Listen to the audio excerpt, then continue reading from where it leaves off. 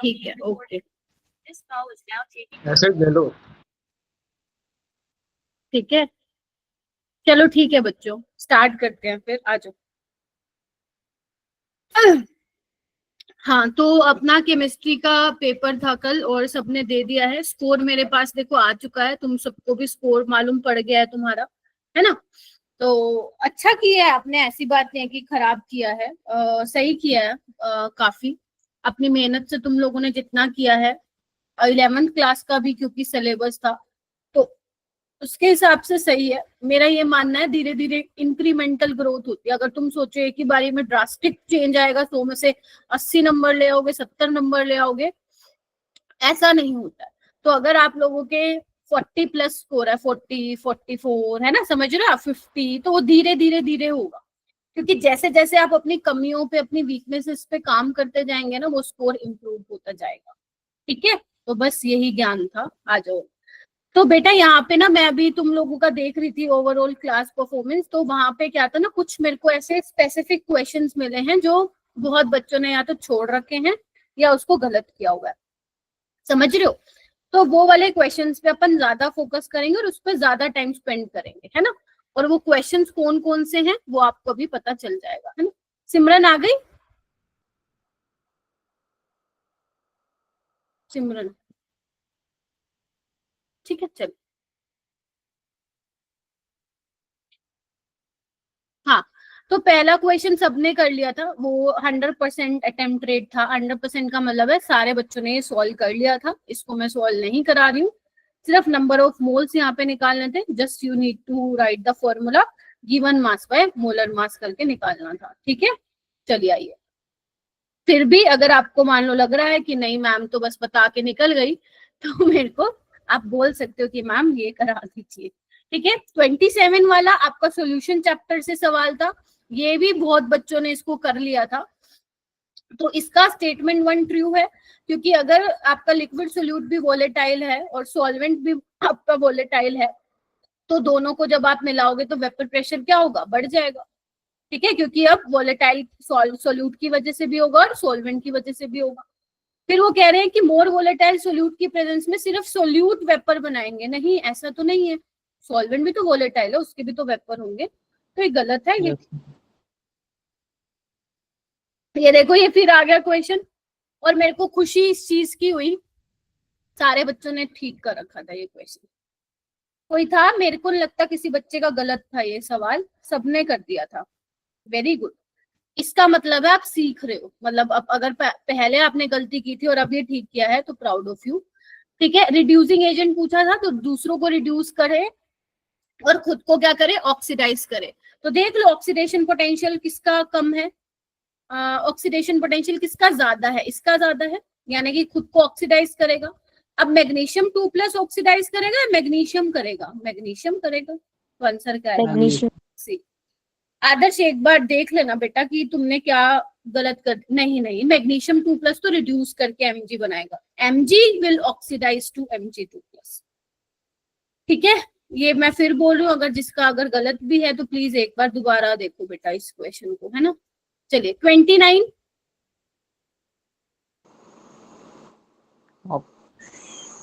हाँ बोलो। B. B पक्का राहुल? यस मैम, किया था तभी बोल रहा हूँ। बी, ठीक है। तो डायरेक्ट आपका फॉर्मूला बेस था ना वेपर प्रेशर वाला, relative lowering of vapour pressure, P note by P note minus PS by P note given mass by molar mass of solute, mass of solvent ऊपर molar mass of solvent, सब दे रखा है। हाँ, calculation की वजह से छोड़ दिया, पर गर्व मैं, चलो मैं आपके ग्रुप में ही भेज दूंगी एनालिसिस, जो भी है मैंने अभी पूरी तरीके से सही बताऊं देखा नहीं है, मैं देख के भेज दूंगी। अगर आप 2.5 घंटे में पेपर कर रहे हो तो you should have attempt this question, करना चाहिए था। तो आपको प्रेशर कितना दिया हुआ है, vapour pressure is lowered by, ये आपको दिया हुआ है ऑलरेडी, पी नोट दिया हुआ है, गिवन मास दिया हुआ है, मॉलिक्यूलर मास निकालना है, सॉल्वेंट का मास दिया हुआ है, और मोलर मास क्या होता है पानी का, 18। तो you just need to solve this question, answer आ जाएगा ये 30। हो गया, ये तो मेरे को लग रहा हमें था ऐसा फिजिक्स पता का नहीं था क्वेश्चन इसमें देख कि रहा। ए ट्रू है, बस ये पता था कि बी सी और डी फॉल्स है। ठीक है, देखो फोटोन की जो स्पीड होती है, जिस स्पीड से वो चलता है, वो स्पीड ऑफ लाइट से है, रेस्ट पे तो वो रहता ही नहीं, तो रेस्ट मास क्या होगा इसका, 0 होगा। सिमरन आ गए? ठीक है, तो यानी कि चलो ठीक है, मान लो तुम्हें नहीं भी पता था, तो ये तो मालूम ही है कि बाकी सारे ये क्या है, गलत ही है। ठीक है, ये कौन सा इफेक्ट होता है, ये जीमन इफेक्ट होता है। जी मैम। ये फिजिक्स में आता है ना तुम लोगों का, स्टार्क और जीमन आता है। मैम ये तो केमिस्ट्री में भी है नहीं? केमिस्ट्री में भी है, बट बहुत ज्यादा केमिस्ट्री में यूज नहीं होता। एक लाइन दे रखी है एनसीईआरटी में, जीमन और स्टार्क, बस। चलिए ठीक है, हो जाएगा ना ये तो। 31 बताओ। बी। क्या ये क्लास वाला क्वेश्चन आ गया? यस। ठीक है, हाँ। तो ये उसमें एडवांस में आया था एक क्वेश्चन, वो डाला हुआ है यहाँ पे।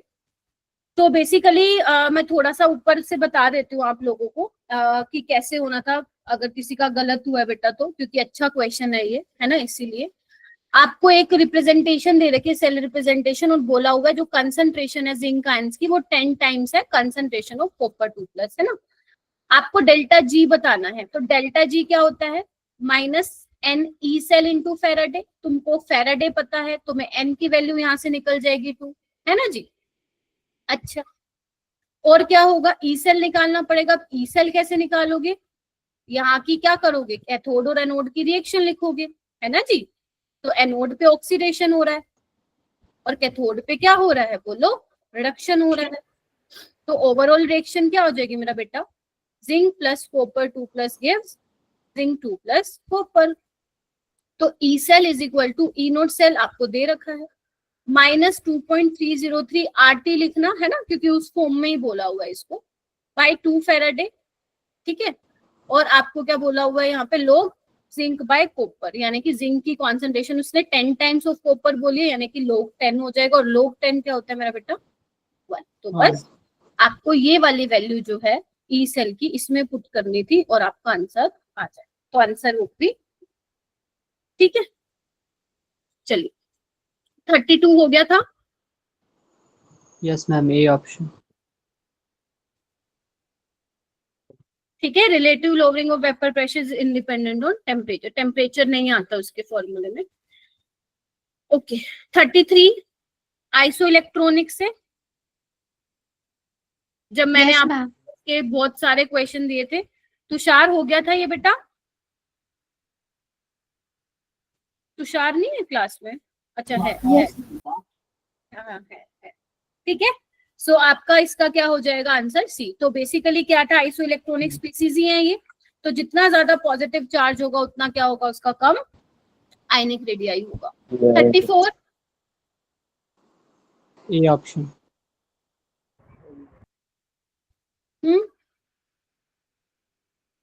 मतलब ये वाले तो तुमने कर लिए काफी अच्छे से। अब आते 35, यहां से आती हूँ मैं, ये छोड़ा हुआ है बहुत बच्चों ने। राहुल जी, आपने मुझे बोला था कि मैम ये तो 11th का है, क्या मैंने केएसपी वाले नहीं करवाए थे सवाल क्लास में? सोचो, सोचना, देखना नोटबुक खोल के, ठीक है। मैम कब बोले? लिखवाए थे। अच्छा सॉरी, आपने नहीं, आई एम सो सॉरी। गर्ल्स का था ये कि इक्विलिब्रियम का है। हाँ ठीक है, नेम नाम भी सेम सेम लगने लग गया मेरे को तो सबके। ठीक है, तो बेसिकली ठीक है, इसमें इक्विलिब्रियम का कॉन्सेप्ट यूज हो रहा है मेरा बेटा, बट क्लास में हमने डिस्कस कर लिया था कि मिल इंटीग्रेट होके आता है सवाल।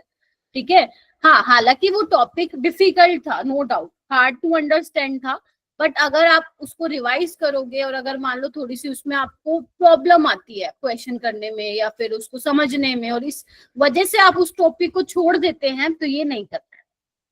ठीक है, पढ़ना तो आपको है ही। तो ऐसे क्वेश्चन को कैसे करना मैं एक बार बता भी देती हूँ दोबारा। देखो, आपको ये दिए हुए हैं, कुछ वैल्यूज दी हुई है ना।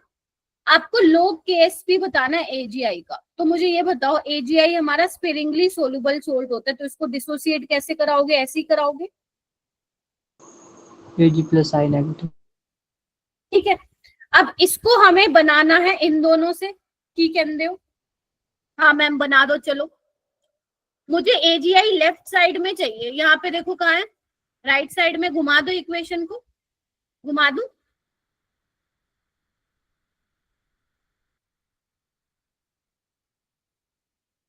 घुमा दिया तो इसके साइन भी इसको चेंज करना पड़ेगा, -0.152। आई होप सभी क्लास में ध्यान है, कोई कुछ और नहीं पढ़ रहा है साथ में, ठीक है? प्लीज मेक श्योर करिए ये चीज। और जिसका भी एनालिसिस नहीं आया है दिल्ली वालों को छोड़ के, वो मेरे को भेजोगे। मैंने आपको सुबह ही मैसेज कर दिया था तभी 7 बजे। यहाँ पे देखो एजी प्लस आपको राइट हैंड साइड चाहिए, यहाँ पे राइट हैंड साइड है तो लिख दूं, जैसा है वैसे ही लिख देती हूँ। और इसका कितना दिया हुआ है ऑक्सीडेशन पोटेंशियल, -0.800। तो बस इनको ऐड करिए तो AgI क्या आ जाएगा, Ag प्लस I नेगेटिव। बोलो हाँ या ना, बना इतना? आगे देखिए, आपको बोला है what is the value of low KSP for AgI। तो यहाँ पे एट इक्विलिब्रियम पे क्या हम पढ़ते हैं, ई सेल 0 हो जाएगा। बोलो, बिकॉज के इक्विलिब्रियम KSP के वहां पे बराबर हो रहा है। तो हमारे पास ई नोट सेल क्या हो जाएगा मेरा बेटा, is equal to 0.059 by 1 log KSP। बस हो गया सोल्व, ये हमने निकाल ही लिया। अब तुम देख लो, थोड़ा सा अप्रोक्सीमेशन लेके कर लेना, आंसर आ जाएगा। ठीक है, इसको यहाँ पे ले जाना, तो ये कितना आ जाएगा, इसको 0.06 ले लो तो आपका आ जाएगा ये। क्या कह रहे हो, मैंने क्या नहीं ऐड किया, ई सेल क्यों नहीं ऐड किया, इक्विलिब्रियम पे होती है ना बेटा ये कंडीशन, तो ई सेल तो यहाँ पे आप 0 लोगे। अपने पास फॉर्मूला क्या होता है नॉन्स इक्वेशन का, ये होता है ना,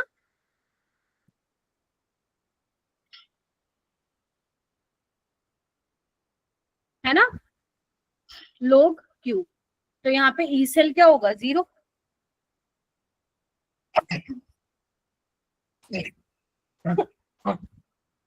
हो जाएगा। तो ई नोट सेल मेरे पास ये आ जाएगा। बोलो डाउट है तो पूछो, इसको अपना लिख लेना वहां पे नोटबुक में।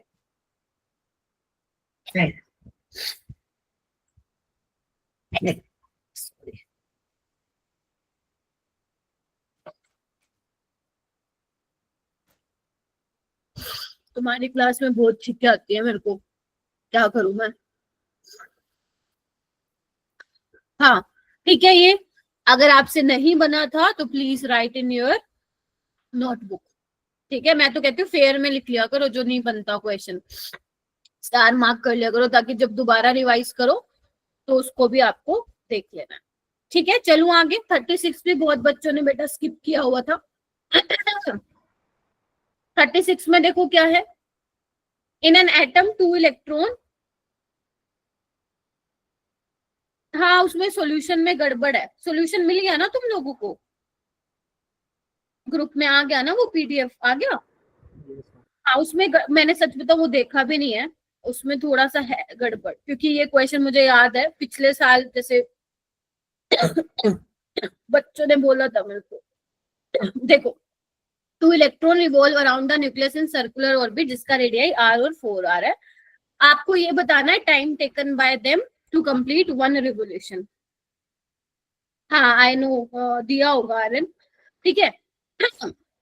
तो इसमें क्या करना है, अपन इसका फॉर्मूला देखा था, याद है तुम लोगों को, T is equal to 2πr/v। एक बार देख लो बेटा यहाँ पे थोड़ा, तो टाइम जो है किसके डायरेक्टली प्रोपोर्शनल है, R/v के, और हमें पता R किसके डायरेक्टली प्रोपोर्शन होता है, n²/z के, और v किसके डायरेक्टली प्रोपोर्शन होता है, z/n के। ठीक है, तो T is directly proportional to n³/z²। बेटा मेरे को पता नहीं उस एक्चुअल में उस क्वेश्चन में सॉल्यूशन में क्या दे रखा होगा, पता नहीं, मैंने तो सही बताऊं देखा भी नहीं। तो अगर आपका ठीक था तो बहुत अच्छी बात है, अगर आपका गलत था तो एक बार आप यहाँ देखिए कि मैं कैसे सॉल्व कर रही हूँ। ठीक है, तो हमारे पास ये आ जाएगा, Z तो यहाँ पे 1 होगा क्योंकि किसी की बात नहीं करेंगे, तो हाइड्रोजन को कंसिडर करना पड़ेगा। Getting my point. तो N कहाँ से निकाल के आओगे, N कहाँ से निकाल के आओगे, आपको रेडियाई दे रखी है R और 4R, तो क्या हो जाएगा देखना एक बार। R हमें पता है किसके डायरेक्टली प्रोपोर्शन होता है, n²/z के। बोलो Z1 है, तो R2/R1 क्या हो जाएगा मेरा बेटा, N2 square by N1 square, यानी कि कितना हो जाएगा 4, बोलो।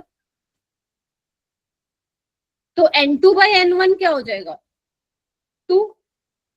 इतना देख के बताओ हुआ कि नहीं, यही दिया होता ना 4R बाय R, देखो ठीक है, because time period is directly proportional to R by B ना, तो जितना R होगा ज्यादा उतना ही T होगा, ठीक है।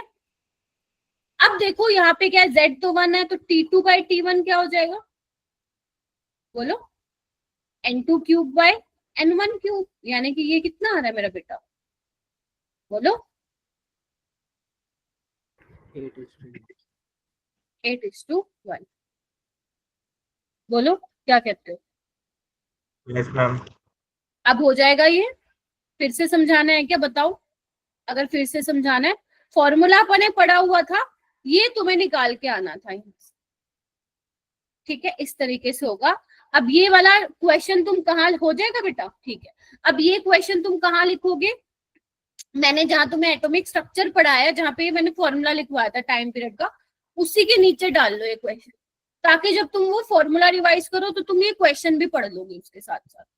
ज्यादा टाइम नहीं लगता, पता है ज्यादा टाइम क्यों नहीं लगता, क्योंकि तुमने ज्यादा से ज्यादा 25 में से कितने ही गलत किए होंगे, ऐसा तो है नहीं कि सारे ही गलत करती हूँ, कुछ ही गलत किए होंगे ना, तो वो ज्यादा टाइम नहीं लगेगा उनको लिखने। चलिए, क्योंकि मैं इसको यहाँ से हटा दूंगी, फिर आप मेरे से अगली बार पूछोगे मैम क्या था, ठीक है। फिजिक्स में देंगे वो, फिजिक्स में भी आता है ना ये फॉर्मूला तुम लोगों का, आता है ना टाइम पीरियड वाला। Yes ma'am. चलिए, तभी केमिस्ट्री में क्वेश्चन नहीं देते जेई वाले। चलिए 37, अल्कोहल और एसिड।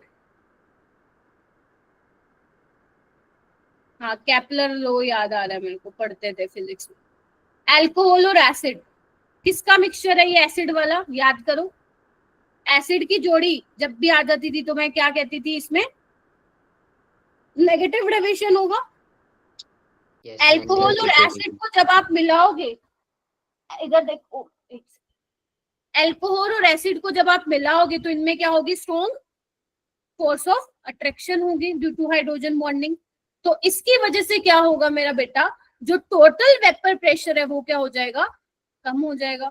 और अगर टोटल वेपर प्रेशर एक्सपेक्टेड से कम हो जाता है तो उस केस में हमारा नेगेटिव डेविएशन आता है, जिसमें delta H mixing less than 0 होता है, डेल्टा वी मिक्सिंग भी लेस देन 0 होता है। तो आपसे नोट करेक्ट पूछा था, ये तो ठीक है, ये भी ठीक है, तो गलत क्या हो जाएंगे आपके, CO। ध्यान रखना, पूछा क्या आप लोगों से, नोट करेक्ट पूछा, ठीक है। और अब तुम क्या कर सकते हो, तुम इस एग्जाम्पल को एक और ऐड भी कर सकते हो अपनी नोटबुक में, है ना। चलिए 38 बताओ, ये हो गया था, ये तो कर रखा है, काफी बच्चों ने सॉल्व किया हुआ इसको।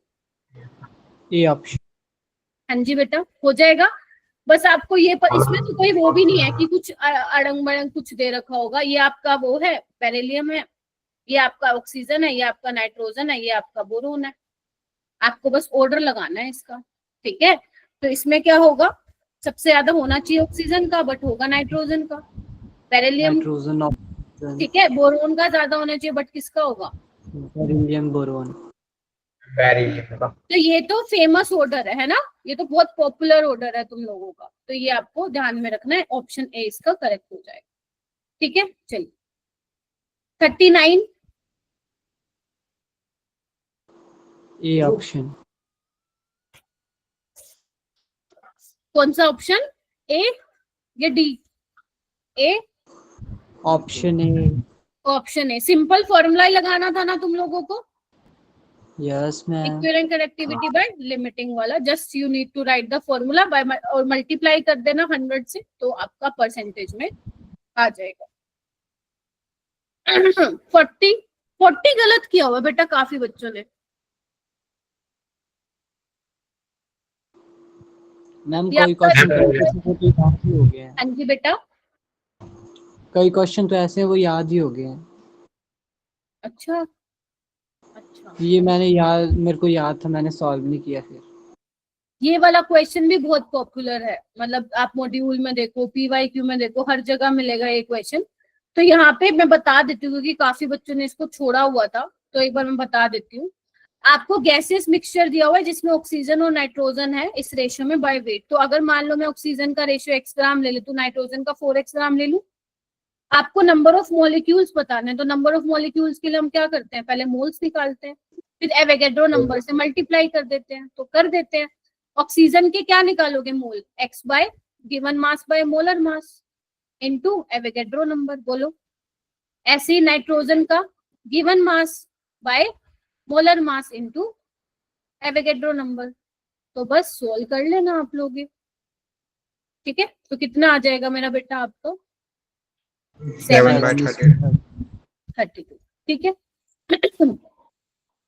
तो ध्यान रखना, जब भी आपको मॉलिक्यूल्स निकालने के लिए बोलेंगे पहले आप मोल्स निकाल लो, फिर मल्टीप्लाई कर दो एवोगैड्रो नंबर से। अगर उसने एटम्स बोल रखे हैं तो फिर उसको क्या कर दोगे, एटोमिसिटी से मल्टीप्लाई कर दोगे, ठीक है। तो ये आसान सवाल था बेसिक कॉन्सेप्ट से। आइडियल सोल्यूशन ये तो कर लिया होगा। Option D. ओके, ये वाला क्वेश्चन, हाँ हाँ बोलो बोलो, ऑप्शन सी। किसका बता रहे हो, 41 का या 42 का? राहुल, मैम 42 का सी। कैसे किया था तुमने ये?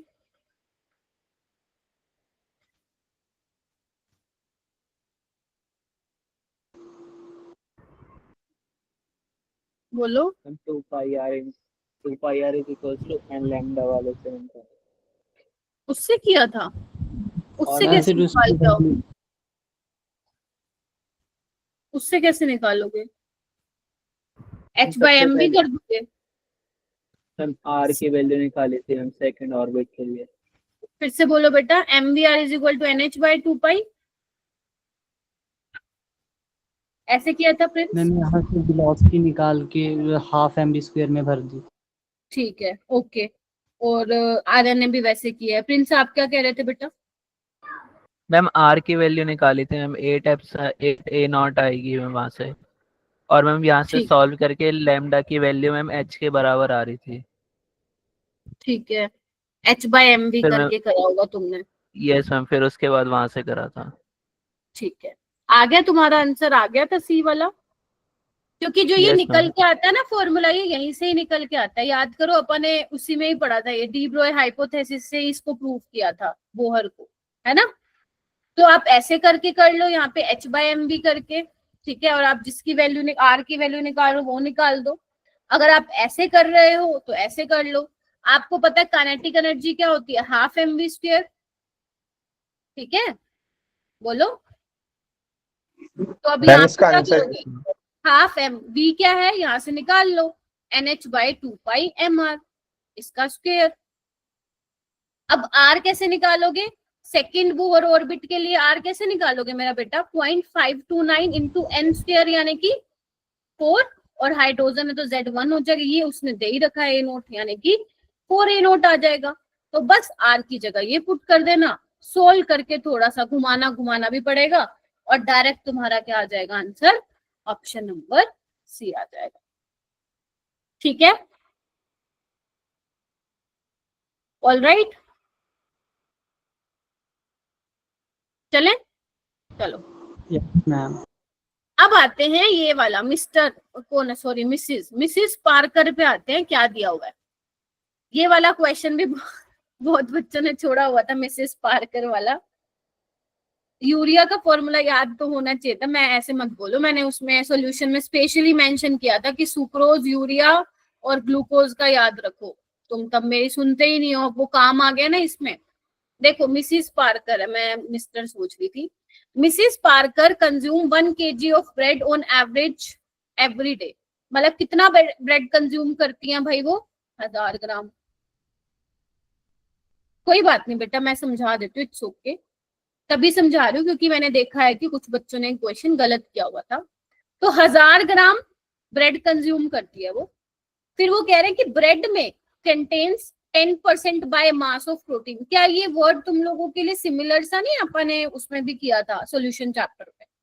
10% बाय मास का पता है ना क्या होता है, 10 ग्राम इन 100 ग्राम पढ़ा था ना हमने। तो 1000, अब वो कह रहा है कि 1000 ग्राम ब्रेड में, ब्रेड कितना कंटेन करिए 10% बाय मास, तो इसका 10% ले लूं, यही होगा मतलब। तो ये कितना आ जाएगा 100 ग्राम प्रोटीन। बोलो क्या कहते हो, यानी कि 1000 ग्राम ब्रेड में कितने ग्राम प्रोटीन है, बोलो बोलो 100 ग्राम। फिर वो कह रहे हैं कि protein contain 7% by mass of nitrogen, यानी कि 100 ग्राम में से कितना नाइट्रोजन है उसका 7% कर लो, तो कितना आ जाएगा 7 ग्राम प्रोटीन। बोलो यस और no, sorry nitrogen, I am so sorry, 7 gram nitrogen. बोलो इतना समझ में आया, सिंपल वो मैथ्स। और मैंने देखो केमिस्ट्री तो लगाई ही नहीं है इसमें, सही बताऊं तो केमिस्ट्री तो यूरिया के उसमें ही लग रही है बस। तो अब वो बोल रहे हैं इफ 10% ऑफ नाइट्रोजन, अगर इसका 10% नाइट्रोजन मैं ले लूं, जो कि कितना आएगा 0.7 ग्राम, तो उतना ग्राम जो प्रेजेंट है प्रोटीन में वो कन्वर्ट हो रहा है यूरिया में। ठीक है, तो वो पूछ रहे हैं कि how much urea is produced in mister, अब मिस्टर कहां से आ गया, चलो कोई नहीं, पार्कर इन 1 डे। अब एक बार बताओ यूरिया कितना, यूरिया का आपको वो पता होना चाहिए फॉर्मूला, NH2CONH2, इसका कितना होता है 60। तो 28 ग्राम, क्योंकि यहाँ पे 2 नाइट्रोजन है ना इनटू, तो 28 ग्राम नाइट्रोजन कितने यूरिया में कन्वर्ट हो रहा है, 1 मोल, यानी कि 60 ग्राम में, हाँ या ना। 0.7 ग्राम कितने में होगा, 60/28 इंटू 0.7, बोलो हाँ या ना। तो इसको सोल्व करने पे कितना आ गया, फोर्जा पे गया, ये आ जाएगा 1.5 ग्राम। पहले तो मैं रुक जाती हूँ और सोच के बताओ ये समझ में आया कि नहीं आया, मैंने क्या कर दिया। मैंने क्या किया, 1000 ग्राम ब्रेड में प्रोटीन निकाल लिया, फिर प्रोटीन आया 100 ग्राम, उसमें मैंने नाइट्रोजन निकाल लिया, कितना आया 7 ग्राम, और 7 ग्राम का भी 10% निकाल लिया 0.7 ग्राम। ठीक है, तो 28 ग्राम 60 ग्राम यूरिया में हो रहा है, तो 0.7 किस में होगा 1.5 gram, but the answer should be report in mg। तो mg के लिए अपन क्या करते थे, याद करो, 1 मिलीग्राम में 10⁻³ होता था। मैं हमेशा कैसे करती हूँ, जो चाहिए होता है उसी से मल्टीप्लाई कर दो और उसी से ही डिवाइड कर दो। तो ये कितना आ जाएगा 1500 mg।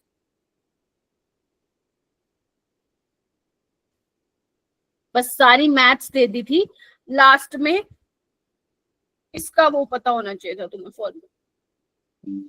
ठीक है, हो जाएगा, यस। ओके। उसके बाद हम बात करते हैं मेरा बेटा 44 तो हो गया था, तो सिंपल सा था। ए ऑप्शन, कॉपर का सॉल्यूशन होगा, कॉपर सल्फेट का जिंक की रोड डालोगे तो कुछ टाइम बाद क्या हो जाएगा, वो कलरलेस हो जाएगा। ठीक है 45 देखो, 45 ये भी बहुत बच्चों ने छोड़ रखा था, पता नहीं क्यों। स्पेक्ट्रल लाइन, ये तो कराया भी था एक्स्ट्रा क्लास में, एक spectral line in the hydrogen spectrum, wave number इतना दिया हुआ है, आपको बताना है। आर्यन अपनी गलती देखते जाओ बेटा, कहाँ कहाँ की थी, है ना। द ट्रांजिशन कल डिस्कस करेंगे फिर कॉल पे। Transition responsible for this radiation is, तो आपको पता है जो आपका फॉर्मूला लिखवाया था वो ये लिखवाया था मेरा बेटा, Z तो 1 ही होगा, 1/n1² 1/n2²। देखो अब तुम्हारी मर्जी है, तुम कैसे करना चाहते हो, या तो तुम वेव नंबर और रेडबर्ग की कांस्टेंट ले लो, मतलब इसको यहाँ डिवाइड कर दो, निकाल के देख लो। मैं जनरली प्रेफर कैसे करती हूँ इन सवालों को करने का, मैं ऑप्शन से जाती हूँ। ठीक है, मैं ऑप्शन से कैसे जाती हूँ, मैं ऑप्शन से ही चेक कर लेती हूँ कि मेरी वेव नंबर कितनी वैल्यू आ भी रही है या नहीं आ रही। तो आप एक काम कर सकते हो, RH को आप कितना ले लो, आपने इसको 10⁵ ले लो फॉर इजी कैलकुलेशन। तो अगर, क्योंकि अप्रोक्सीमेट तो आ जाएगा आपका, अगर मान लो मैं इसको क्या ले लूं 10⁵ ले लेती हूँ, वैसे इसका आंसर ये है, तुम बाकी भी निकाल सकते हो। जब मैं सोल्व कर रही थी तो मेरे को 1 मिनट से कम टाइम में हो गया था ये।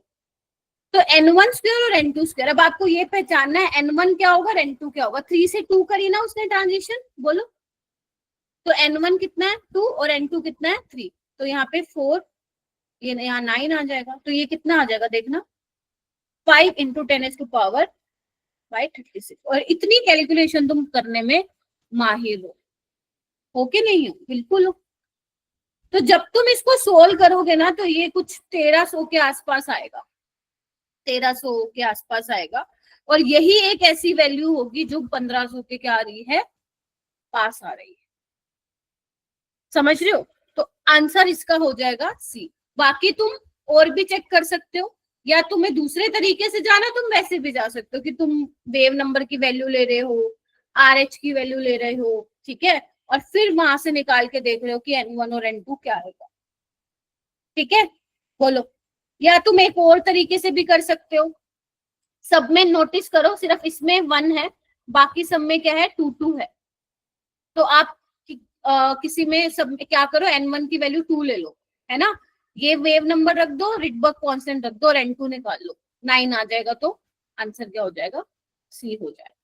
तो कई तरीके हो सकते हैं इसको अप्रोच करने के लिए, बस आपका हो जाना चाहिए क्वेश्चन। तो मैंने वो वाला आपको करके दिखाया है जिसमें मेरे को कम टाइम लगा था सॉल्व करने में, तो इसका आंसर क्या आ जाएगा, सी हो जाएगा। ठीक है, चलिए। अच्छा देखो 45 क्वेश्चंस भी हो गए बच्चों, आगे आते हैं। 46 5 आ गया था। Yes ma'am. बहुत ही बढ़िया। देखो ये वाला कहाँ से आया है, टॉपिक से याद है, मैंने कहा था सम बेसिक में परसेंटेज कंपोजिशन वाला टॉपिक इंपॉर्टेंट था, याद है? तो उसका फॉर्मूला क्या होता है ये एक बार मैं बता देती हूँ, atomicity into mass of element जिसका आप निकाल रहे हो percentage composition bye molar mass of compound, ठीक है, इनटू 100, यही होता है उसका फॉर्मूला। जैसे कि एक एग्जांपल से समझा देती हूँ, मान लो मेरे पास ग्लूकोज है, ठीक है, और मुझे कार्बन की परसेंटेज निकालनी है, तो इसका मोलर मास 180 होगा, और कार्बन की परसेंटेज, कार्बन कितने हैं ग्लूकोज में 6 इंटू 12, बोलो हाँ या ना। ऐसी तुम हाइड्रोजन की भी निकाल लोगे, ऐसी तुम ऑक्सीजन की भी निकाल सकते हो, पेपर में वो भी तो ऐसे ही निकालते हो परसेंटेज, यस और नो? सक्षम, ठीक है क्या बेटा? हर्षित, आरुष, अंजलि, श्रुति, कृतिका, अरे बोलो ना, तुम लोग कुछ बोलते ही नहीं हो। Yes ma'am. बोलो। और सारे अच्छा, ऐसा नहीं है कि बहुत ही खराब पेपर करके आए हो, बिल्कुल भी नहीं है ऐसा। कहीं कहीं जहाँ जहाँ गलतियां हो रही है बस देख लो उसको कि कहाँ मैम गलतियां करके आए हम। तो बेटा मेरे को क्या करना है, इन द क्रिस्टलाइन सॉलिड, ये आपको दिया हुआ है, मोलर मास दिया हुआ है, परसेंटेज दी हुई है एनहाइड्रस सोल्ट की, मतलब एनहाइड्रस बोले तो जिसमें पानी नहीं हो, यस और नो? हाँ के ना? चलिए यस मैम। तो एक काम करूं, मैं हाइड्रस सोल्ट के लिए निकाल लूं परसेंटेज, कितना आएगा, 100 में से 64 माइनस करो, 36, यानी कि ये जो आपने पानी के लिए बेसिकली किसका हो गया, हाइड्रस के लिए हो गया, ठीक है, तो 36% उसका हो गया। तो परसेंटेज कंपोजिशन ऑफ वाटर अगर मैं निकालूं तो क्या होगा मेरा बेटा,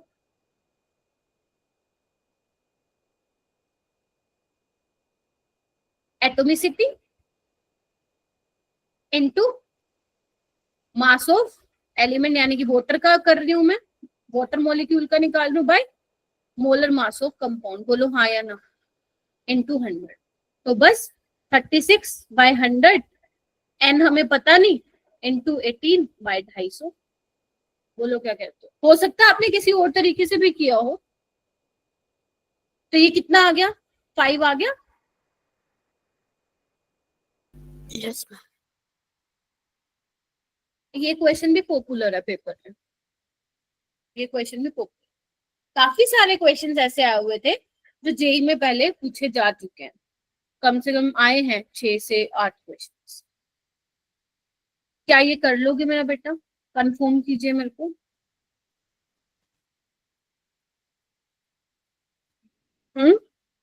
सक्षम, प्रिंस वो दूसरे वाला प्रिंस खुजान, नैतिक, संदीप, संदीप गलतियां पता कर चल रही हैं बेटा, क्योंकि वो एनालाइज भी करना है ना,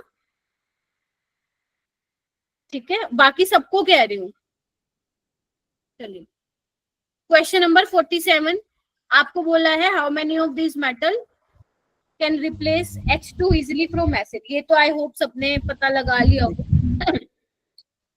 तो इसमें क्या होगा बेटा, अब हाइड्रो H2 गैस कैसे लिबरेट होगी, जब एक इलेक्ट्रॉन एक्सेप्ट करेगा, बोलो हाँ या ना, और ये इलेक्ट्रॉन कब एक्सेप्ट करेगा, जब कोई लूज करेगा। यानी कि अगर किसी की ऑक्सीडाइज करने की टेंडेंसी है तो वो क्या करेंगे, जितने भी मेटल्स होंगे वो सारे हाइड्रोजन के साथ रिएक्ट करके क्या कर देंगे, H2 गैस को लिबरेट कर देंगे। समझ रहे हो, यानी कि आपको पता है SHG का क्या होता है, ई सेल 0 होता है ना, तो 0 से बिलो वाले जितने भी होंगे वो सारे क्या करेंगे, H2 गैस को लिबरेट कर देंगे। अब देखो ना, कॉपर सिल्वर गोल्ड ऐसे बंदे हैं जिनका 0 से ज्यादा होता है इलेक्ट्रोपोटेंशियल, यस, तो ये तो नहीं देंगे, उनके अलावा सब दे देंगे। आंसर क्या आ जाएगा, 6। रितिका आपने शायद 5 किया हुआ था बेटा इसका आंसर। Yes, ma'am. मैं सबका देखती हूँ रिपोर्ट, ठीक है, तो थोड़ा सा ध्यान रखिएगा। अच्छा, आप लोगों को ये पता है अभी 22 जून को आप लोगों का कौन से चैप्टर का टेस्ट है, बताओ। केमिकल Ma'am, केमिकल का, मचा के आ जाना इस बार, मचा के आ जाना, ठीक Yes, है, ma'am. क्योंकि बहुत अच्छे से किया है तुम लोगों ने क्लास में, और ऑलमोस्ट 1 साल के तो मैंने क्लास में ही करा दिए क्वेश्चंस, तो अच्छे से करना आपको। और जो एक डीपीपी और आएगी आज रात को, बस वो लास्ट डीपीपी होगी, 7 डीपीपी है, जितना अच्छे से कर सकते हो उतना अच्छे से आपको करना है, अपना बेस्ट देके आना है इस पेपर में 22 वाले में, ठीक है, तो अच्छे से करना, उसका टेस्ट है। हटा दूं इसको सबको, बोलो। Yes, ma'am. Yes, ma'am. Very good, syllabus तो जब आएगा आएगा, बट मैंने पहले बता दिया तुम लोगों को। चलिए आगे चलती हूँ। 48, इसमें थोड़ा सा यहाँ पे फंस सकते हो जिसको हाइड्राजोइक एसिड नहीं पता था, है ना, यस यस मैम, इसलिए नहीं वहां फंस सकते थे तुम, ठीक है। तो नाइट्राइड आयन तो मोस्ट मतलब पता होता है, जनरली हम पढ़ते भी है, नाइट्राइड N3 नेगेटिव होता है। हाइड्राजोइक मैं बता देती हूँ, हाइड्राजोइक होता है HN3, अब तो शायद देख भी लिया होगा किसी ने, ठीक है। तो यहाँ पे नाइट्राइड आयन में X इलेक्ट्रॉन है, तो कितने होंगे, 7 + 3 यानी कि 10 इलेक्ट्रॉन, बोलो। और HN3 को कैसे लिख सकते हो, ऐसे लिख दूं, बोलो। तो वो बोल रहे हैं Y unit of negative charge कितना है, 1 का, बोलो। आपको X + Y 10 - 1 मत कर देना, समझ रहे हो, आपको 1 यहाँ पे लिखना है, तो 10 + 1 कितना हो जाएगा, 11।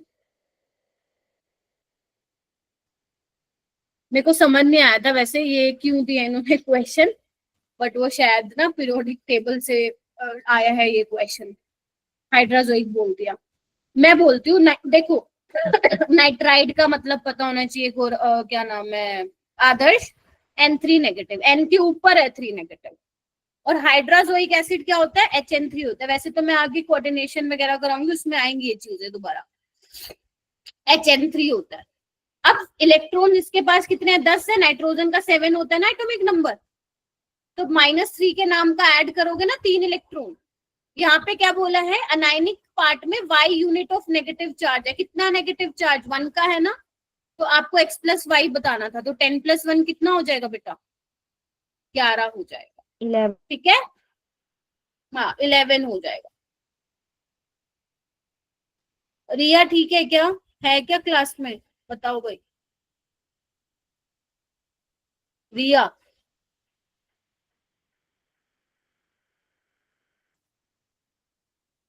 यार ऐसे मत करा करो, बहुत बुरा लगता है मुझे, आप लोग क्लास में आके चल जाते, इससे अच्छा मत आओ, वो मेरे को कम बुरा लगेगा, बट अगर आप क्लास में आके भी नहीं ध्यान दे रहे हो, मेरे को बहुत खराब लगता है फिर।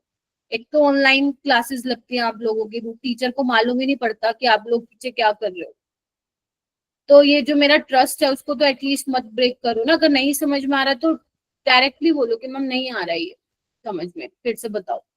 मैं मना थोड़ी ना करती हूँ, पर ऐसे मत किया करो, बहुत खराब लगता है,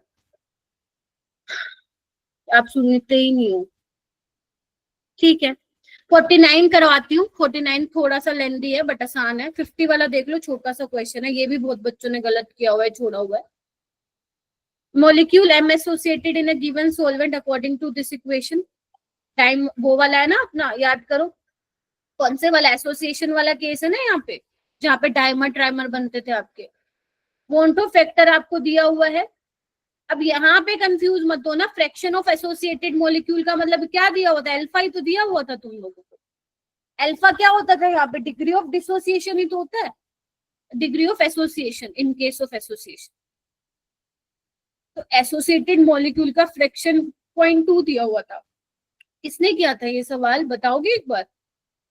यस मैम, क्या था? यही फॉर्मूला लगाया था क्या yes Krishna? Ma'am, yes ma'am यही लगाया था, यहाँ से n की वैल्यू आ गई थी। प्रिंस ने भी कर दिया था, यस किया था। चलो यस मैम, यही था। आप लोगों, हाँ जी बेटा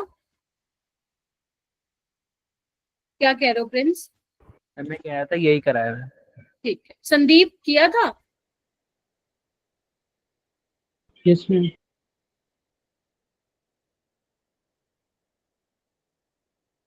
हाँ ठीक है, तो अब होगा क्या, बस कुछ नहीं, तुम्हें वैल्यू पुट करनी थी यहाँ पे। फॉर्मूला तो आप लोगों को पता होना चाहिए डिसोसिएशन एसोसिएशन के लिए, तो बस यहाँ पे वैल्यू पुट कर दो। कर दूं क्या? बस इसका आंसर आ जाएगा।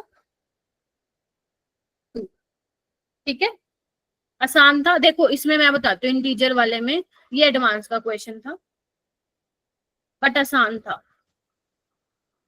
50 वाला हो जाएगा, 48 वाला जिसको हाइड्राजोइक का नहीं पता था वो हट जाएगा, ये आसान था। 46 45 बनने वाला था। तो आप देख रहे हो 5 में से ऐसा है, हो ही नहीं सकता कि आपको 5 ना आते हो।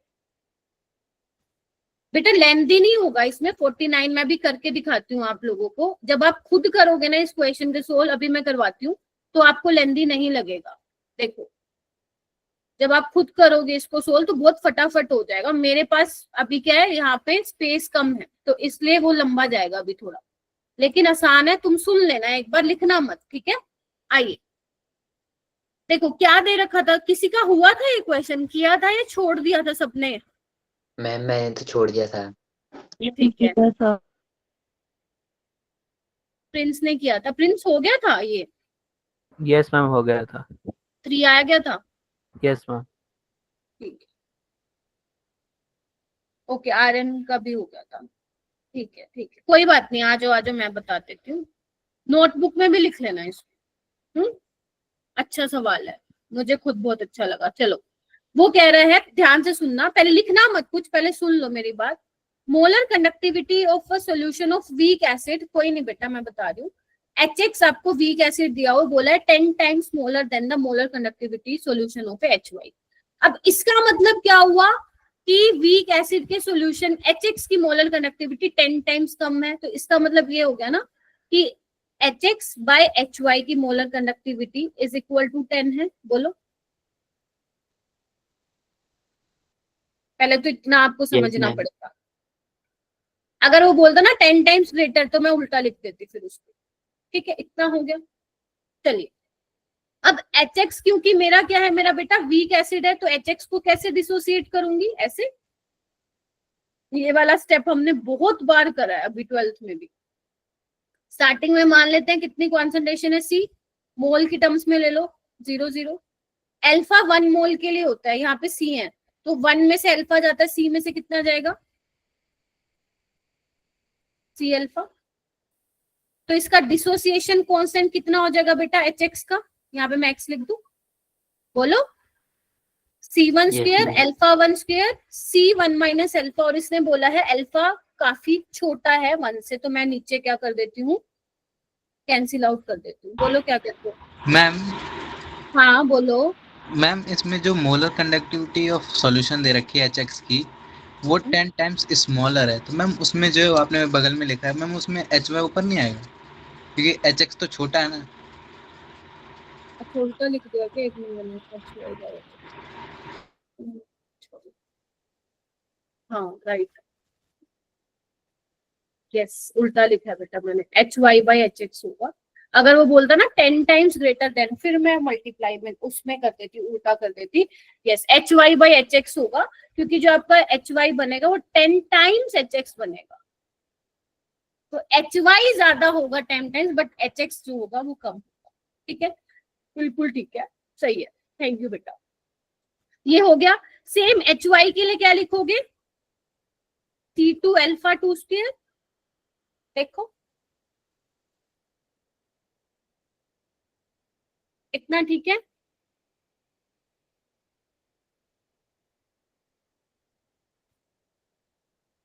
कंफर्म करो, क्योंकि ना आगे स्टेप बढ़ते जाएंगे, कहीं ये ना हो मैं करवाती जाऊं और भटकते जाऊं। गौरव समझ में आ रहा है बेटा क्या किया मैंने? आवाज आ रही है? Yes ma'am. ठीक है, इतना हो गया। आगे चलूं? ठीक है मैम आगे चलो, ये हटा दे रही हूँ बेटा। ठीक है, चलो लिख लेना इसको नोटबुक में, समझने के बाद लिख लेना, वरना साथ में लिखना, साथ में लिखना। अब मेरे पास क्या है मेरा बेटा? अल्फा 1 क्या होगा? अल्फा 1 बोले तो अल्फा एक्स के लिए मैं बोल रही हूँ, क्या होता है मेरा बेटा? बताया था एच एक्स की conductivity by limiting molar conductivity, बोलो। और ऐसे अल्फा 2 क्या हो जाएगा? वाई की, और नीचे वाई की लिमिटिंग वाली, बोलो क्या कहते हो? इसका स्क्वायर, बोलो। तो अब बस तुम्हें क्या करना है, यही वैल्यू कहाँ पुट करनी है? इसमें पुट करनी है। कर दूं क्या? देखो C1 इंटू, बस अब मैथ्स, अब कुछ भी नहीं है। वाई वाला थोड़ा ध्यान से भी देखते जाना, इतना ठीक है। अब आगे उसने क्या बोला? Limiting connectivity of x minus और y माइनस वाली ऑलमोस्ट बराबर है, तो क्या करूं? निकाल लू यहां से, ये कितनी आ जाएगी?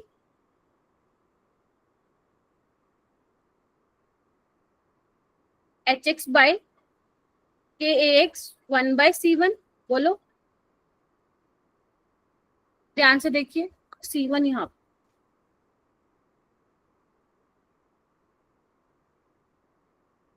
देखो ठीक है, यहां तक कंफर्म कीजिए मेरा बेटा। मैंने इसको कर लिया अलग, देखो लिमिटिंग वाले को। ठीक है, ऐसे इसको कर लो।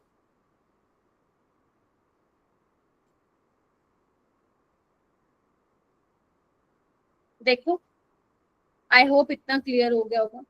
4 नहीं आएगा बेटा, 3 है इसका आंसर। यहाँ तक क्लियर हुआ सबको? लिख लो फटाफट, लिख लो जल्दी से, क्योंकि मैं इरेज करूंगी बेटा उसको, फटाफट लिख लो।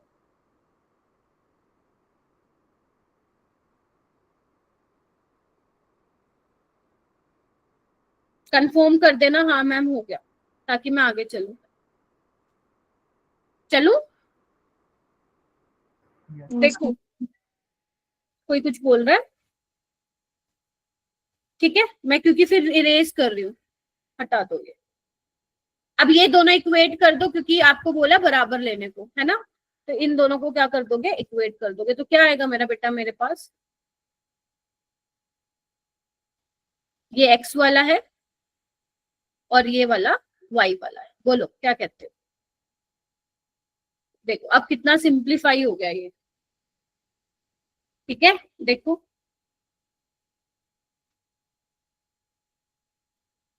ठीक है, चलिए। तो यहाँ पे क्या होगा? C1 के वाई बाय के एक्स, और यहाँ पे C2, तो ये आ जाएगा H Y by H X, बोलो क्या कहते हो?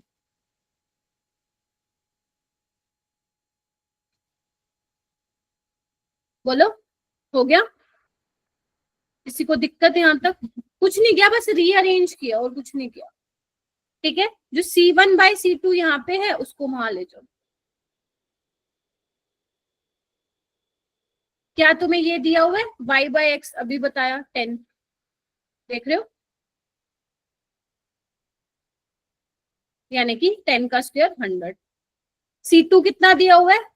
y के लिए देखो एक बार, कंसंट्रेशन कितनी दी हुई है 0.10, C1 कितनी दी हुई है 0.01। सॉल्व करना है इसको, कितना आ रहा है 3 आ रहा है, बोलो आ गया, ky बाय kx 3 आ गया बेटा। Yes. ये तो कर सकते हो ना मैथ्स थोड़ा सा, आया कि नहीं आया? तो इतना मुश्किल लग गया ये क्वेश्चन। मैंने तो कुछ नहीं किया, वही फॉर्मूलों को घुमा रही हूँ और कुछ नहीं किया बेटा। मैंने जो जैसा दे रखा है उसको वैसा वैसा लिखती जा रही हूँ। इट डजंट मीन कि बस ठीक है मैम बेकार क्वेश्चन है हम तो नहीं करेंगे, ऐसा नहीं होना चाहिए। ठीक है, 3 आ गया। चलिए, तो 3 आने के बाद क्या होगा, लोग ले लूं दोनों साइड, बोलो ले लूं क्या? यहाँ पे 3 नहीं 10,000 आ रहा होगा ना।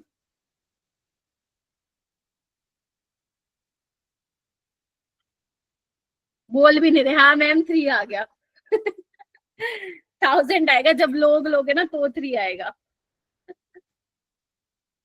तो गए हो लगता है इस क्वेश्चन में, बिल्कुल ऐसे डब्बा खोलोगे। तो लोग 10 की पावर 3 क्या होगा, 3 आगे ले जाओगे, 3 लोग 10 1 हो जाएगा। तो बेसिकली ये आ जाएगा मेरे पास। मैम 3 log ठीक 10 है, बस हो अब जाएगा। लोग a बाय बी क्या होता है? फिर से बोलो, 3 लोग 10 हो गया ना, 3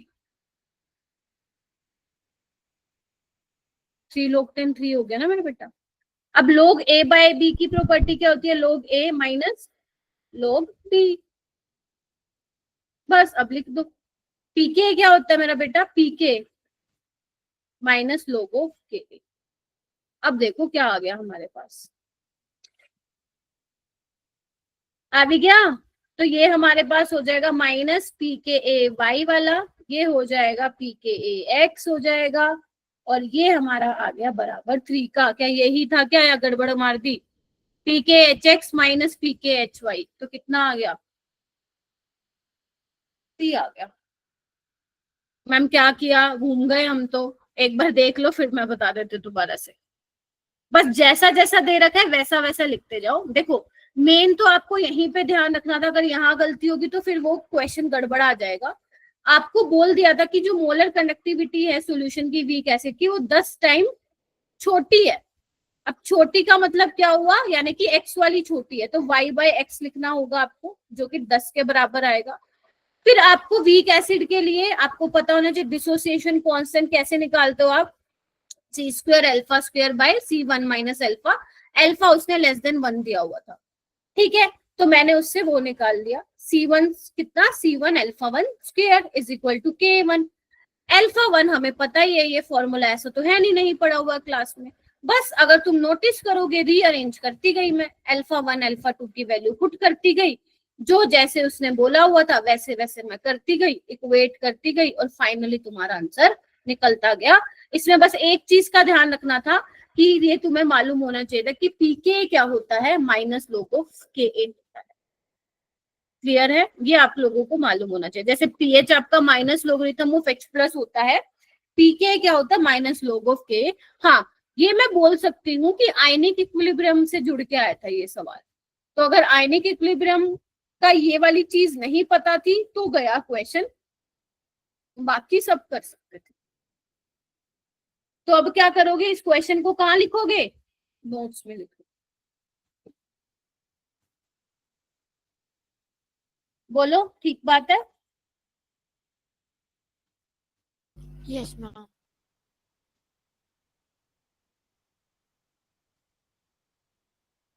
चलिए इसको मैं सेव कर देती हूँ।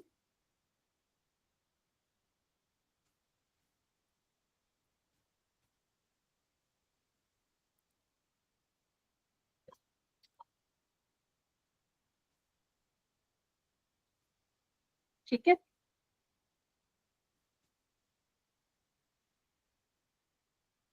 हाँ मैथ्स यूज होगा इसमें। ठीक है, चलिए अब हम चलते हैं हमारे अगले पड़ाव पे। इसको मैं कर रही हूँ बंद। अगर फिर भी किसी का रह गया हो तो प्लीज आप पूछ लेना मुझसे। अब मैं अपना वो वाला स्टार्ट करती हूँ जो हमारा रह गया था थोड़ा सा, ठीक है, ताकि उसको आज ही खत्म करें, ताकि नेक्स्ट क्लास में हम पी ब्लॉक स्टार्ट कर देंगे, ठीक है। मैम टेस्ट में केमिकल बॉन्डिंग भी आएगी? नहीं, इस बार नहीं है, वो अगले उसमें है, हफ्ते में, मतलब 28 को है बेटा वो। मैम 28 को भी हमारा टेस्ट होगा? हाँ, क्यों नहीं होगा, मैम छुट्टी है इसलिए। हाँ मैम वही बोझा छुट्टियां हैं तो होगा नहीं होगा। देखो अभी तक तो है, होगा, बाकी मैं कंफर्म करके बता दूंगी आपको, ठीक है। चलो स्टार्ट करें, बोलो। Yes. संडे को पेपर है स्कूल में, चलो ठीक है, अभी इसको करते हैं बेटा, फटाफट खत्म करते हैं इसको। कंबाइंड रिएक्शन बहुत ज्यादा इंपॉर्टेंट टॉपिक नहीं है जेई के हिसाब से, अभी तक 2 ही क्वेश्चन आए हैं जेई के, बट वो 2 क्वेश्चन मान लो दोबारा रिपीट हो गया वैसा कुछ, फिर आपको छोड़ के आना पड़ेगा, इसलिए मैं इसको समझा देती हूँ होती क्या है ये रिएक्शंस, ठीक है। एक ये क्वेश्चन है, एक बार हम ये पढ़ लेते हैं फिर इस क्वेश्चन पे आते हैं, ताकि अपना ये हो कि केमिकल काइनेटिक्स एक बार खत्म हो जाए, फिर इसको आराम से करेंगे क्योंकि काफी लेंथी सवाल है, ठीक है। ठीक है, तो मैंने आपको प्रीवियस क्लास में क्या पढ़ा दिया था मेरा बेटा, प्रीवियस क्लास में हमारा कॉम्प्लेक्स रिएक्शन और कोलिजन थ्योरी चल रही थी, राइट। तो कॉम्प्लेक्स रिएक्शन में हमारा इंटरमीडिएट बनता था, बता दिया था मैंने, ठीक है, इंटरमीडिएट बनता था। और कैसे पता लगाओगे कितनी ट्रांजिशन स्टेट है और कितना इंटरमीडिएट है, ट्रांजिशन स्टेट हमारी एक ज्यादा होती है किससे, इंटरमीडिएट से होती है, ठीक है। अगर आपका कोई रिएक्शन का स्लो स्टेप है तो उसके लिए एक्टिवेशन एनर्जी बैरियर ज्यादा होगा, और अगर कोई रिएक्शन आपका स्टेप फास्ट है तो उसके लिए एक्टिवेशन एनर्जी बैरियर क्या होगा, कम होगा। कोलिजन थ्योरी में हमने क्या किया था, कोलिजन थ्योरी में हमने ये देखा था कि इसमें एक फैक्टर वो कंसिडर कर रहे थे, दैट इज ओरिएंटेशन फैक्टर या प्रोबेबिलिटी फैक्टर या स्टीरिक फैक्टर, है ना, याद करो। यस जो मैम। कि आर्रेनियस में इंक्लूड नहीं किया था, क्योंकि आर्रेनियस में बहुत छोटे छोटे मॉलिक्यूल्स की बात की गई थी, बट अगर आप कॉम्प्लेक्स मॉलिक्यूल्स की बात करोगे तो वहां पे आपको प्रॉपर ओरिएंटेशन वाला फैक्टर भी लेना पड़ेगा, क्योंकि इफेक्टिव कोलिजन के कितनी 2 चीजें थी, एक तो ये था सफिशिएंट अमाउंट ऑफ एनर्जी होना चाहिए, राइट। दूसरा क्या होना चाहिए था, जो मॉलिक्यूल्स कोलाइड कर रहे हैं उनके बीच में प्रॉपर ओरिएंटेशन होना चाहिए। तो एक रेट दिया था किसने, कोलिजन थ्योरी में एक रेट हमने पढ़ा था, P, that is your orientation factor, Z into collision frequency, और E raise to the power minus EA/RT, तो ये आ गया था वहां से, ठीक है। तो ये हमने डिस्कस किया था, ये एक चीज एक्स्ट्रा ऐड हो रही थी, ठीक है। और जो फाइनली हमारा रिजल्ट निकल के आया था वो क्या निकल के आया था, A experimental by A theoretical निकल के आया था, याद करो, ठीक है। थ्योरिटिकल वाली हमेशा ज्यादा होगी एक्सपेरिमेंटल से, तो P क्या निकल के आएगा, <1 निकल के आएगा। किनके लिए, जो बड़े बड़े मॉलिक्यूल्स है, कॉम्प्लेक्स मॉलिक्यूल है, लाइक जिसमें इंटरनल स्ट्रक्चर आप देख पा रहे हो, मान लो अगर बड़े बड़े, ऑब्वियस ही बात है स्टेरिक फैक्टर उसमें आएगा, है ना, बड़े बड़े मॉलिक्यूल्स है, तो उस केस में यहाँ पे प्रोबेबिलिटी फैक्टर या फिर ओरिएंटेशन फैक्टर या फिर स्टेरिक फैक्टर आप लोगे, ठीक है। तो ये हमने डिस्कस कर लिया था। इस क्वेश्चन पे मैं अभी आती हूँ, पहले एक बार फटाफट से इसको देख लेते हैं, छोटा सा टॉपिक है, बिल्कुल हल्का सा, कंबाइन रिएक्शंस। बेटा कंबाइन रिएक्शंस क्या होती है, मैंने थोड़ा सा हल्का सा ओवरव्यू दिया था लास्ट क्लास में। ये साइमल्टेनियसली एक साथ होती है मल्टीपल रिएक्शन, जिसके अंदर एक सब्सटेंस क्या, एटलीस्ट 1 सब्सटेंस क्या होता है, कॉमन होता है। मैंने इसका एक एग्जांपल भी बताया था, अगर तुम लोगों को याद हो तो, जैसे कि क्या बताया था मैंने, जैसे मान लो लेट से मेरे पास A है, ठीक है, अब A से मेरा B भी बन रहा है और उसी A से मेरा क्या बन रहा है, C भी बन रहा है, बताया था मैंने, है ना। जैसे मैंने ये भी बोला था, ऑर्गेनिक में अगर किसी ने पढ़ा है तो ठीक है, वरना हम डेफिनेटली पढ़ेंगे, ये जीओसी में वैसे आ जाती हैं चीजें। तो जैसे तुम लोग ब्रोमिनेशन कराते हो, तो जब तुम ब्रोमिनेशन कराते हो तो तुम्हारे पास 2 प्रोडक्ट पॉसिबल होते हैं वहां पे, एक ऑर्थो वाला और एक पैरा वाला, यानी कि है तो ये एक ही बंदा सबस्ट्रेट, लेकिन उससे कितने प्रोडक्ट बन रहे हैं? दो। अब कौन ज्यादा बन रहा है कौन कम बन रहा है वो तो बात की बात है, लेकिन दो बन रहे हैं, है ना। तो यहाँ पे भी यही होता है, जब ए से बी बन रहा है उसी टाइम पे ए से क्या बन रहा है मेरा बेटा? सी बन रहा है। ऐसे टाइप की रिएक्शंस को हम कंबाइंड रिएक्शंस बोलते हैं, लेकिन अगर मुझे इसका स्पेसिफिक नाम देना हो तो इसका नाम है पैरेलल रिएक्शन। मतलब पैरेलली बन रहे हैं ना, बी भी बन रहा है उसी टाइम पे सी भी बन रहा है। ठीक है, तो इसको हम थोड़ा सा यहाँ पे डिस्कस करने वाले हैं। ठीक है, चले फिर स्टार्ट करें। आइए देखो, इधर देखो, मान लेते हैं ए हमारा रिएक्टेंट है और इससे बी बन रहा है, और लेट से ये रिएक्शन R1 है। ऑलराइट, या फिर एक काम करो, इसको तुम ऐसे बोल सकते हो, इसके लिए जो रेट है वो R1 है, या तुम RF भी बोल सकते हो फॉरवर्ड के लिए, तुम्हारी मर्जी है। मैं इसके लिए R1 यूज कर रही हूँ। और ए से ही सेम टाइम पे क्या बन रहा है? लेट से 2C बन रहा है, और इसके लिए जो मैं रेट डिफाइन कर रही हूँ वो क्या कर रही हूँ मेरा बेटा? R2 कर रही हूँ। ये आपको देगा, वो आपको पेपर में देगा ये। ठीक है, अब इसके लिए मैं रेट कैसे लिखूंगी मेरा बेटा? देखना एक बार, क्या चीजें हो रही है? दो चीजें हो रही है, ए से बी बन रहा है और ए से क्या बन रहा है? बोलो, 2C बन रहा है। यस और no? Yes, Yes, ma'am. Yes ma'am. तो अगर मुझे रेट लिखना हो तो कैसे लिखूंगी? मैम आप ऐसे लिखते थे, माइनस dA/dt, ऐसे लिखते थे ना, dB/dt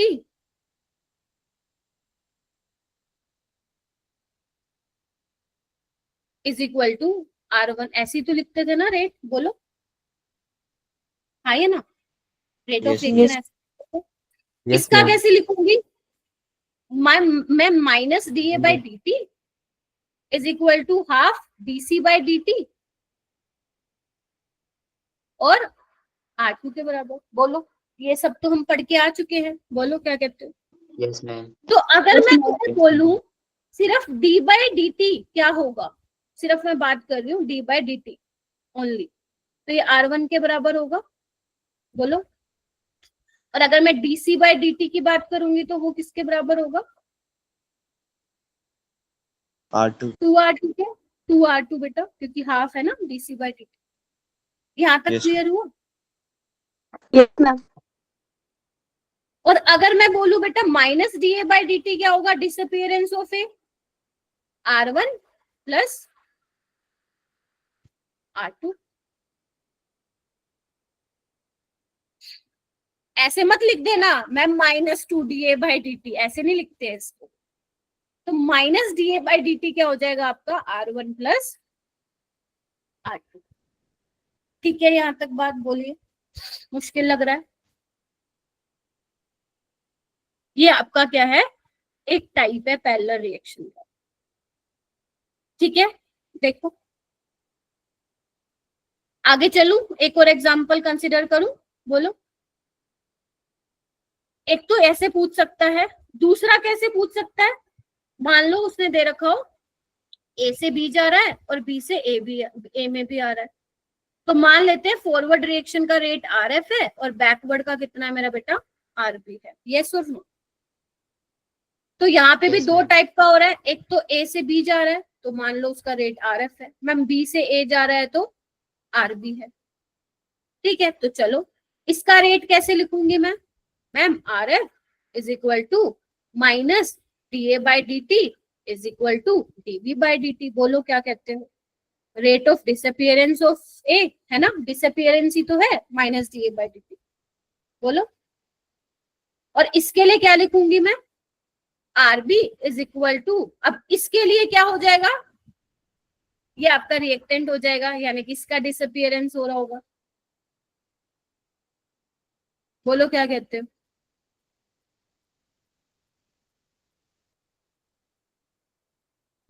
yes, ma'am. चलिए, अब मुझे क्या लिखना है बेटा? माइनस dA/dt लिखना है मुझे। तो क्या लिखूंगी, ध्यान से देखना, माइनस dA/dt RF, यहाँ पे क्या है? dA/dt, तो मुझे क्या करना पड़ेगा? बोलो बोलो, माइनस RB। यस और नो? सोचो सोचो। Yes. अगर तुम चाहते हो मैम हम तो डीए बाई डी टी लिखेंगे तो R B minus R F हो जाता फिर। और अगर मैं डीबी बाई डी टी लिखना चाहूं तो बताओगे क्या हो जाएगा? Tell me what would be DB by D T? RF minus RB.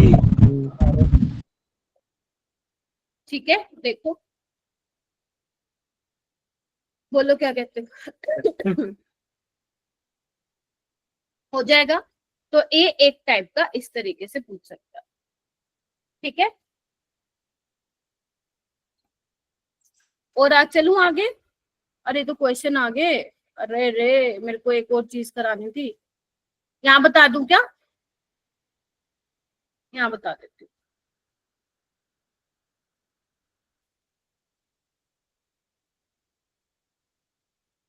एक सेकंड बेटा, अब ये तुम खुद भी बताना, इधर आओ। मान लो ए से बी है, इसका रेट है R1, ठीक है। यहाँ पे बी से क्या जा रहा है? सी में जा रहा है, इसका रेट है R2। सी से वापस बी में आ रहा है, इसका रेट है R3, ठीक है। बी से डी में जा रहा है, इसका रेट है R4। डी से वापस बी में जा रहा है, इसका है R5। तुम्हें क्या बताना है? Direct dB by D T.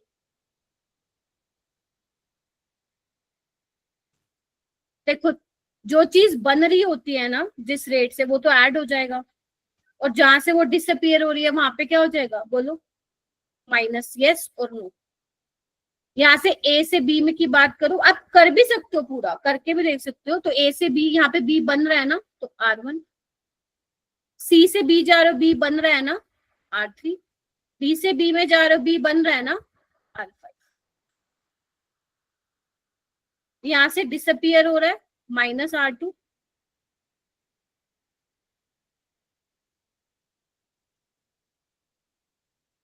और ये क्या हो जाएगा? Minus RF।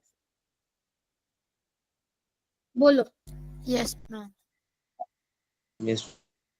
Prince, Aryan, Harshit, Anjali और कौन कौन है, और आरुष, ठीक है। कुछ नहीं है। अब तुम्हें क्वेश्चन ma'am. दिखाऊंगी ना, मेरे को कराने की भी जरूरत नहीं पड़ेगी, तुम खुद ही बना लोगे। मैम एक बार इसमें ये बता देना, अगर इसके आगे कुछ स्टोमेट्रिक कोएफिशिएंट हो तो कैसे करेंगे? ये देखो एक बार, ये देखो, ये तुम खुद ही करोगे, अभी देखना खुद ही बना लोगे इसको, ठीक है। ये फंडा देखो, ये फंडा हो गया ना क्लियर, कैसे ऐड करा कैसे माइनस करा, Yes, मैम। ठीक है। कोफिशिएंट होगा तो मल्टीप्लाई कर देना। देखो ये वाला क्वेश्चन देखते हैं, ये आया था 19 में और ये आया था 24 में, बीच में नहीं आया, ना 20 में आया, ना 21 में आया, ना 22 में आया, ना 23 में आया। देखो ये सवाल क्या पूछा है, तुम खुद करने का ट्राई करना एक बार। एलिमेंट्री रिएक्शन दे रखी है, ठीक है, रिवर्सिबल रिएक्शन है, आपको डीए बाई डी टी निकालना करना। एक बार ट्राई करो, नहीं आएगा तो मैं ही कराऊंगी, नहीं आएगा तो मैं ही कराऊंगी।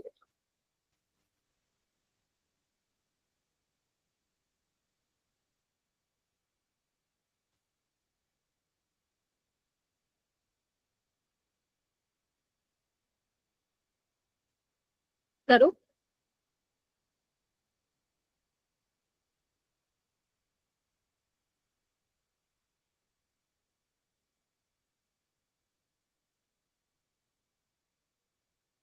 लिखना चालू करो। रेट हो गया राहुल?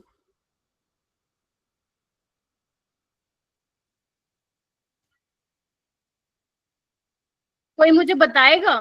कौन बताएगा? आदर्श तुम मुझे बताओ, इसका मैं रेट कैसे लिखूं बेटा, फर्स्ट इक्वेशन का बताना। Ma'am K is equal to -2 dA2 by dt.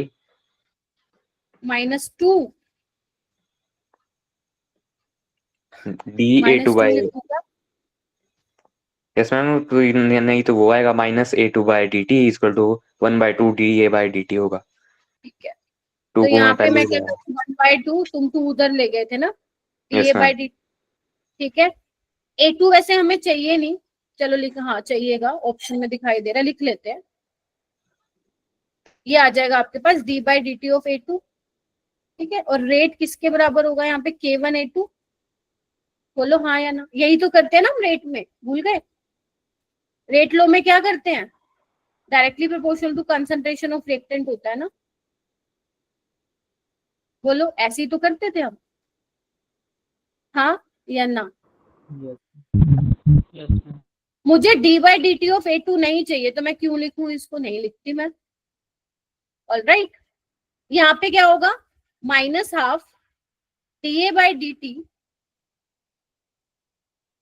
K-1 A², बोलो हाँ या ना?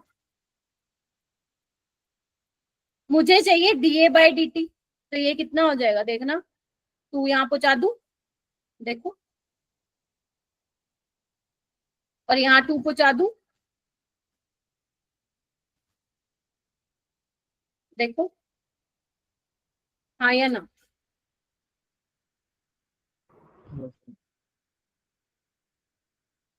तो dA/dt क्या आ गया ma'am, 2K1 A2 minus 2K-1 A का स्क्वायर, बोलो।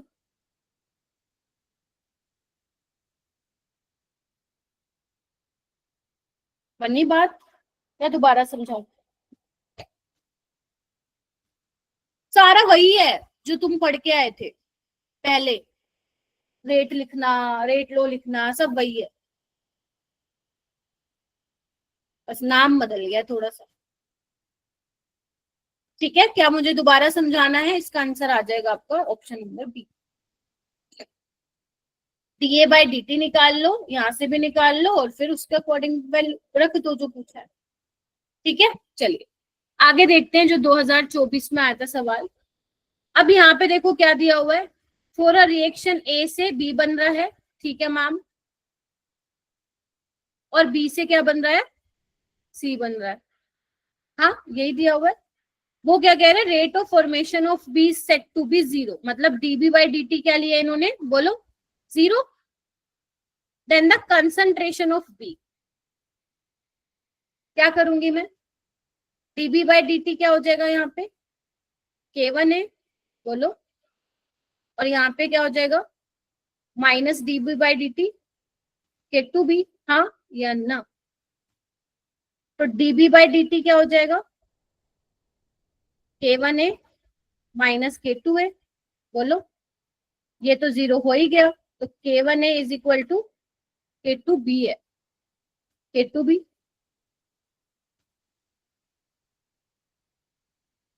B से C बन रहा है ना, ठीक है, A से B, B से C, ठीक है, ठीक है, निकालना क्या है B, तो क्या आ जाएगा, K1/K2, बोलो हाँ या ना? कौन सा ऑप्शन आ गया, ऑप्शन डी, ऑप्शन डी। बनी बात, सिंपल नहीं था, पहले आपको दिया हुआ है A से B बन रहा है, K1 रेट कांस्टेंट है, B से C है, K2 है, राइट, तो dB/dt क्या हो जाएगा, K1 है, dB/dt क्या हो जाएगा, माइनस dB/dt K2B, बस इक्वेट कर देना, dB/dt उसने बोल ही रखा है। यहाँ पे एक वर्ड और भी यूज कर सकता था वो, स्टेडी रेट, स्टेडी मतलब चेंज नहीं हो रहा है उसमें, इन दैट केस ऑल्सो आपको कंसिडर करना पड़ता dB/dt 0, बस जैसे उसने बोला लिखते जाओ। ठीक है, तो इस तरीके का वो कुछ पूछना चाह रहा था पेपर में, बस ये छोटा सा ही टॉपिक था जो मुझे कराना था, इसको एक बार पढ़ लेना, बहुत ज्यादा इंपॉर्टेंट नहीं है, ज्यादा इंपॉर्टेंट आप लोगों के लिए जो अभी तक मैंने पढ़ाया है आपको 9 लेक्चर में, वो ज्यादा इंपॉर्टेंट था, जहां से हर साल क्वेश्चन देखने को मिलते। इसका मन किया तो ऐसे क्वेश्चन डाल देगा किसी एक शिफ्ट में, सभी में नहीं डालेगा वो, किसी एक शिफ्ट में डाल देगा, और नहीं मन किया तो नहीं भी डालेंगे।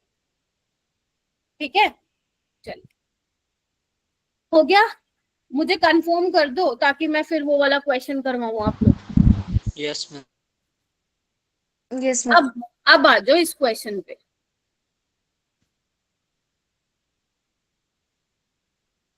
थोड़ा सा अच्छा क्वेश्चन मैं बोलूंगी, इसको काफी सारी चीजें इसमें यूज होंगी, थोड़ा दिमाग चलाना पड़ेगा अच्छे वाला आप लोगों को। पढ़ना एक बार, दिया क्या हुआ है,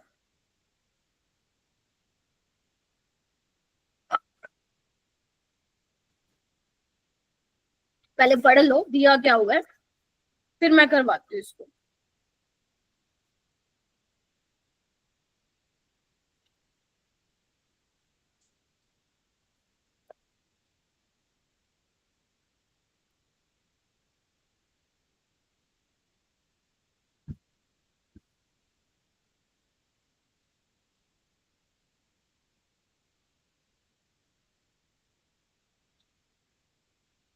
पढ़ लिया कुछ कुछ? ऐसा लग रहा है ना, ऐसा ऐसा कुछ कुछ तो हमने कुछ फॉर्मूला वॉर्मूला डिराइव किया था कल परसों की क्लास में। लोग के भी पूछा है, यस के भी क्या है आपका, बैकवर्ड रिएक्शन के लिए रेट कांस्टेंट है ना। थोड़ा सा बढ़ते हैं आगे। लोग के एफ वर्सेज 1/t का ग्राफ दिया हुआ है, ठीक है, बोलो। यहां से मुझे एक चीज दिख रही है कि इन्होंने लोग के एफ कितना लिया हुआ है 9 और 1/t कितना लिया हुआ है 0.002। क्या तुम भी ये पहचान पाए थे ग्राफ से? नहीं पहचान पाए तो कोई नहीं, अब पहचान लो, ठीक है। चलो मैम इसका यूज कहाँ है देखते हैं क्या है। और क्या दे रखा है बेटा, आगे बढ़ते हैं। प्री एक्सपोनेंशियल फैक्टर दिया हुआ है फॉरवर्ड और बैकवर्ड का, यानी कि यहां लिख दूं एफ दिया हुआ है 10 की पावर 15 और ए बी दिया हुआ है 10 की पावर 11। ये तो सबको पता चल गया। लोग के क्या दिया हुआ है 6 और के क्या है कैपिटल के मेरा बेटा इक्विलिब्रियम कांस्टेंट है। आपको क्या बताना है, लोग के भी बताना है ना, मोड लेना है, मतलब नेगेटिव में नहीं आएगी वैल्यू। तो कैसे करें इसको अप्रोच, सोचें सोचें कुछ ऐसा किया। देखो अब इस क्वेश्चन को हम कैसे कर सकते हैं, हमें ए एफ दे रखा है और ए बी दे रखा है और के एफ और के बी की भी बात करी है, तो क्यों ना आप ये लिख लें, ये के एफ क्या होगा, F E raise to the power minus E F by R T. यहां से शुरू कर दें, देखते हैं क्या बनता है आगे, बोलो क्या कहते हो। यस हाँ ये करते हैं, ठीक है, चलिए आइए। और इसको एल की फॉर्म में लिख लो, ऐसा कुछ करा था अपन ने लास्ट क्लास में। ऐसे ही के बी के लिए लिख लो, बोलो ठीक है देव।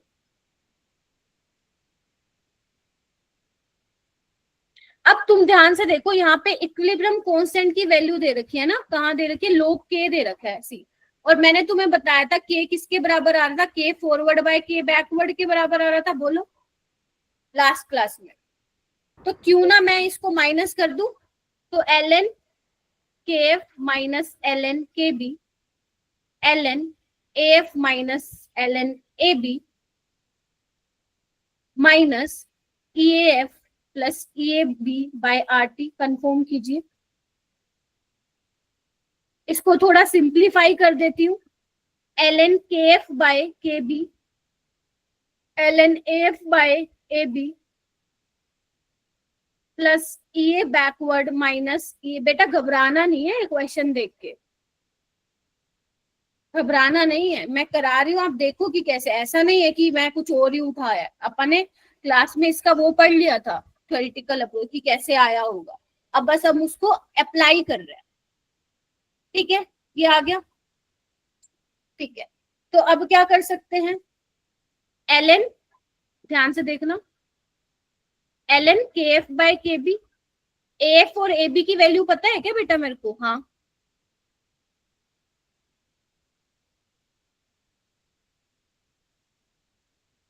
थोड़ा सा सोल्व करें, चलो फटाफट करते हैं। ये बन जाएगा 10 की पावर 4, बोलो क्या कहते हो। तो एल एन ये बन जाएगा के माइनस एल एन 10 की पावर 4, बोलो हाँ या ना। यस ठीक है, यस मैम। ध्यान रखना आपको क्या दिया हुआ है, लोग के की वैल्यू दी हुई है, एल एन के को मत खुद कर देना 6, ठीक है। तो ये आ जाएगा E A backward minus E A forward by R T. एक काम करो, इतना लिख लो जल्दी से, इतना लिख लो मेरा बेटा, और लोग में मैं इसको चेंज कर देती हूँ।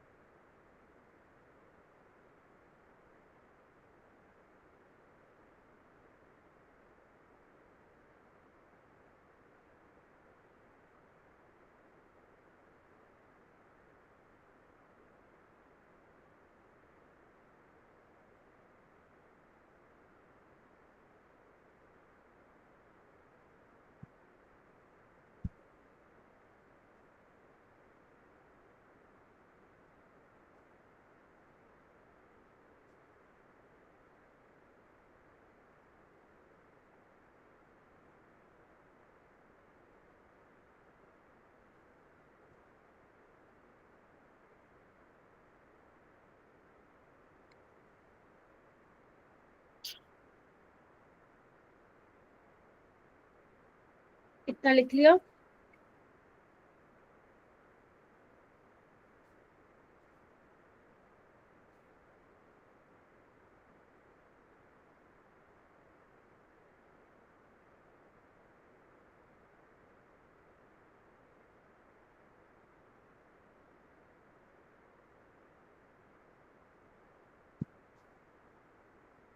ठीक है, देखो,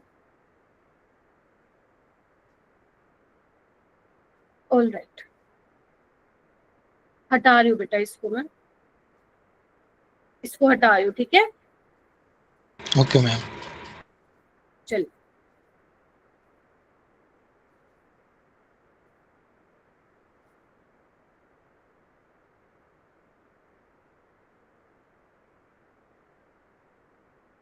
चलो, अब क्या करूं मैं, 2.303 को यहाँ ले जाओ नीचे, तो लोग के की वैल्यू 6 थी, माइनस 4 लोग 10, 4 आ जाएगा, बोलो। हाँ जी, ठीक है, और 2.303 RT, बोलो हाँ या ना।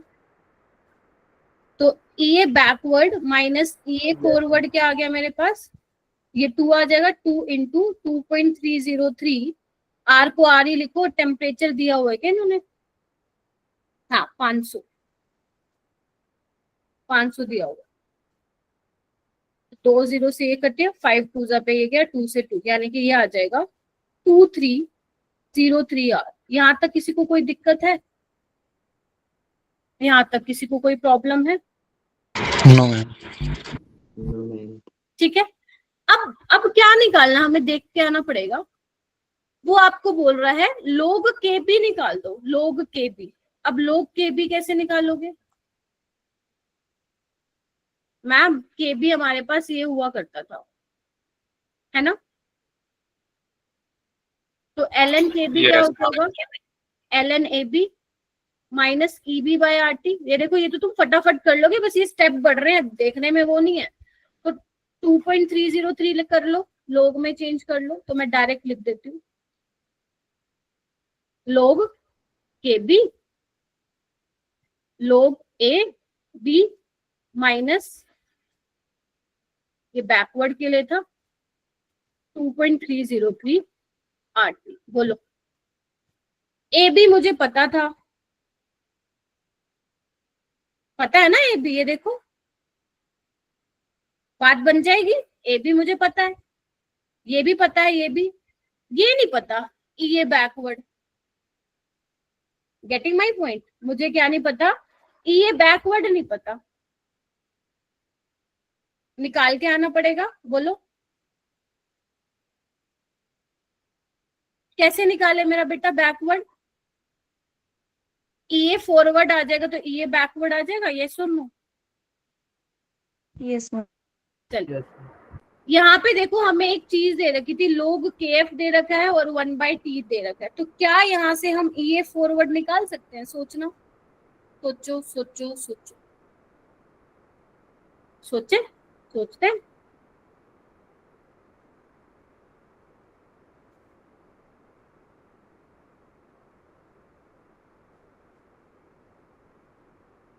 बोलो, लोग के एफ कितना दिया हुआ है, 9, लोग AF कितना दिया हुआ है, मतलब AF कितना दिया हुआ है मेरा बेटा, नजर मारो 10 की पावर, ध्यान से देख लो, मेरी फिर कैलकुलेशन की हो गई गड़बड़, बच जाएगा, हो जाएगा काम आज। इतनी मेहनत कर रहे हैं हम, निकल रहा है आंसर। 1/t कितना दिया हुआ है, 0.002। देखो ठीक है इतना, ये 15 बन जाएगा। बस इसको सोल्व करना है एक बार, इसको सोल्व करके मेरे को बता दो कितना आ रहा है ये फॉरवर्ड बेटा।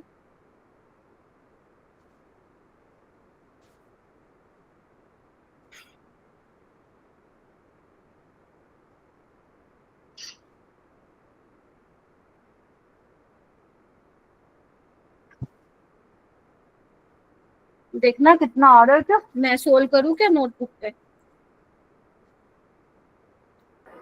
मैम 2303 और आर के टर्म्स में आ जाएगा।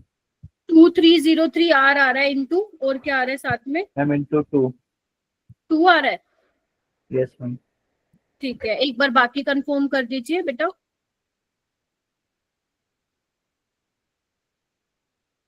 बेटा 3 आना चाहिए, क्योंकि 2 उस पे कट जाएगा ना, 9 में से 15 6 गया, तो 2 से 6 पे कटेगा, है ना? चलिए, तो हमारा ये फॉरवर्ड आ गया मेरा बेटा। कहाँ लिखूं, सारी जगह खत्म हो गई। यहाँ पे लिख दूं, यहाँ पे लिख दूं।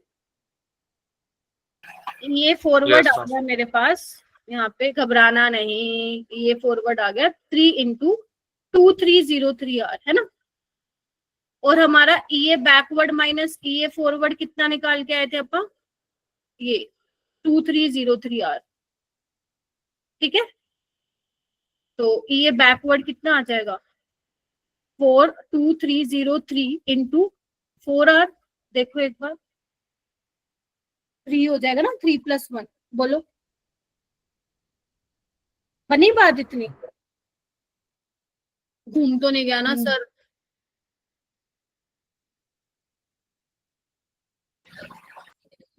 आ गया, कुछ नहीं किया। ये फॉरवर्ड की मैंने ऑलरेडी वैल्यू बेटा, इनकी सब्ट्रैक्शन की वैल्यू ऑलरेडी निकाल रखी थी, तो बस मैंने ये फॉरवर्ड की वैल्यू पुट कर दी, जो कि अपन निकाल के आए हैं। ये रहा, कहाँ गया, अभी लिखा था ना मैंने, ये रहा। निकालना क्या है मैम, हमें निकालना था मैम, ये निकालना था। देखो यहाँ इसके लिए लड़ाई चल रही थी। अब ए बी है, ये भी है, फटाफट से मुझे निकाल के बताओ कितना आ रहा है। फटाफट से मुझे निकाल के बताओ लोग के बी की वैल्यू कितनी आ रही है तुम लोगों की, जल्दी फटाफट से।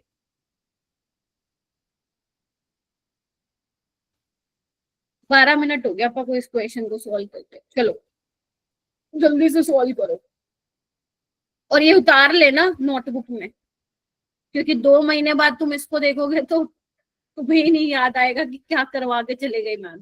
तो ध्यान से कर लेना इसको। 7 आ रहा है क्या, एक बार कंफर्म करो। आंसर नहीं पता भाई मेरे को, निकालना पड़ेगा। कितना आ रहा है?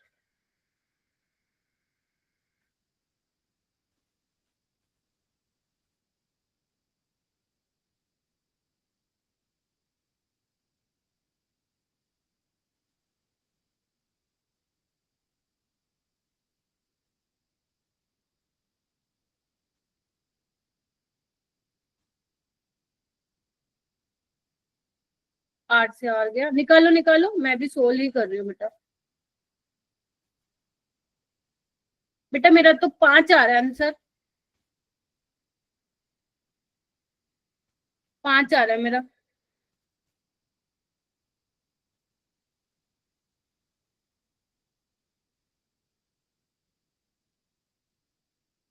देखो, अच्छा okay, all right all right all right, एक गड़बड़ कर सकते हैं हम। ओके, तो लोग के भी आपको 250 केल्विन पे निकालना है, 500 नहीं ले सकते फिर। यहाँ पे 250 लेना पड़ेगा। अब निकालो कितना आ रहा है, 7 नहीं आएगा ना ना ना ना, 7 नहीं आएगा बेटा। अरे बाबा रुको, मेरे को ही सोल्व करना पड़ेगा क्या, आओ इधर आओ। 7 बोल रहा है कोई, एक दूसरे का देख देख के आंसर बोल रहे हो, करो ना। वो देखो अलग ही आ रहा है एक, ये था ना अपने पास, log K B is equal to A B minus EAB by 2, यही था ना 2.30 थी RT, तो log KB तुम्हें निकालना है। AB कितना दिया हुआ है तुम्हें बैकवर्ड के लिए, log 10 की पावर 11, डायरेक्ट लिख दूं 11। EA बैकवर्ड अभी निकाला, डिवाइड में क्या आएगा, आ गया 5, चलो शुक्र है। 2.303 R, टेम्परेचर 500 मत लेना, 250 पे बताना है भाई। तो सोल्व करो, ऊपर 1000 चला जाएगा, ये कैसे, ये कैंसिल, तो बस आ गया। ये कितना आ गया, डायरेक्ट गया ये तो। 4 4 16, तो 11 में से 16 गया -5, बट आपको मोड लेना था तो आ गया 5। तो आंसर यहाँ पे आना था 5। मैम टेम्परेचर कितना लिया है? बेटा आपको दे रखा है ना, देखो मैंने क्या लिया, इसमें दे रखा है आपको। के लोग केबी की वैल्यू निकालनी थी 250 केल्विन पे, हो जाएगा। अब एक बार घर खुद सोल्व करना और देखना कितनी देर में हो रही है, जल्दी हो जाएगा तुम्हारे से, ठीक है। तो इस तरीके से अप्रोच करना था इस क्वेश्चन को। तो आज मैं फाइनली बोल सकती हूँ कि केमिकल काइनेटिक्स फाइनली खत्म, फिजिकल केमिस्ट्री का एक पोर्शन खत्म तुम लोगों का। Now we will move forward to inorganic chemistry, ठीक है। मोस्ट इंटरेस्टिंग पार्ट अभी चलेगा। एंड एक बात आप लोगों के लिए अच्छी ये है, अगर किसी को अपना 11th कंप्लीट करना है तो वो इनऑर्गेनिक के चलते बिल्कुल कर सकता है, क्योंकि ज्यादा प्रेशर आप पे बिल्कुल नहीं आएगा इनऑर्गेनिक में। थोड़ी देखो याद करने की चीजें तो रहेंगी उसमें, बट मैं मेक श्योर करूंगी कि वो अच्छे से हो, क्योंकि जो असाइनमेंट मिलेंगे उसमें न्यूमेरिकल तो होगा नहीं, थ्योरेटिकल होगा। तो हर एक असाइनमेंट आपका ज्यादा से ज्यादा 25 मिनट लेगा, तो अपना आप बाकी का टाइम स्पेंड कर सकते हो ग्रेड 11 पढ़ने के लिए। तो यस, जिन बच्चों की छुट्टियां भी आ रही हैं HP वाले बच्चों के लिए, उनके लिए तो मैं बोलूंगी गोल्डन टाइम है, आप अपना 11th कर सकते हो। और जिन बच्चों का स्कूल स्टार्ट हो रहा है, दिल्ली वाले बच्चों का, उनको भी ऐसी कोई दिक्कत आएगी नहीं, ठीक है। तो इनऑर्गेनिक आपके काफी अच्छा स्कोरिंग सब्जेक्ट है, तो उसको बहुत अच्छे से पढ़ना है आप लोगों को। और ये मेक श्योर करेंगे कि आप लोग जो है अपना केमिकल काइनेटिक्स या फिजिकल में जो भी चीजें पेंडिंग